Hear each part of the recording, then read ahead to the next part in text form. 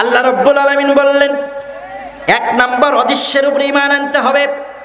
ও সাগাটার ঘুরিদহের মুসলমানেরা, জান্নাত দেখি নাই, জাহান্নাম দেখি নাই। মায়েরা বোনেরা, আমরা জান্নাত দেখলাম না, জাহান্নাম দেখলাম না, নবী দেখলাম না, রসুল দেখলাম না, ফেরেশতা দেখলাম না, পরকাল দেখলাম না।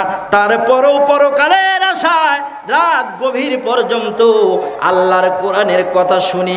আল্লাহ বলে, যারা অদৃশ্যের উপরে ঈমান আনে, না দেখে যারা বিশ্বাস করে, এটা হচ্ছে মুমিনের জীবনের এক নাম্বার কোয়ালিটি। না দেখে কি করা? বিশ্বাস করা। আমরা কি নবী রাসূল, জান্নাত জাহান্নাম কোনো কিছু দেখেছি? তারপরেও আমরা বিশ্বাস করি। এক নাম্বার কোয়ালিটি, অদৃশ্যের উপর বিশ্বাস স্থাপন করতে হবে। তারপর আল্লাহ রাব্বুল আলামিন বললেন, ওয়াইউকিমুনাস সালাতা ওয়া মিম্মা রাযাকনাহুম ইউনফিকুন। দুই নাম্বার, সালাত কায়েম করতে হবে। ও মুসলমান, বাইনাল আবদি ওয়া বাইনাল কুফরি তারকুস সালাত। আপনি আমি জীবনে ইচ্ছাকৃতভাবে যদি এক ওয়াক্ত সালাত আমরা কাজা করি, এক ওয়াক্ত সালাত যদি আমরা পরিত্যাগ করি, কাফের হওয়ার জন্য এক ওয়াক্ত নামাজ পরিত্যাগ করাই যথেষ্ট।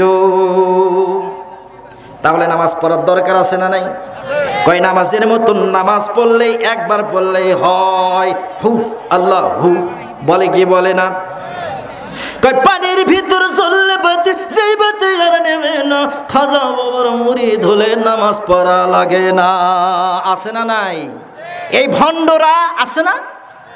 কয় কিরমান কাতিবিন রোজ হাসরের দিন, কিরমান কাতিবিন রোজ হাসরের দিন, মাওলার দরবারে যদি করে অভিযোগ, আমি বলবো দুনিয়ায় ছিলাম ল্যাংটা বাবার লোক, আমি বলবো দুনিয়ায় ছিলাম ল্যাংটা বাবার লোক।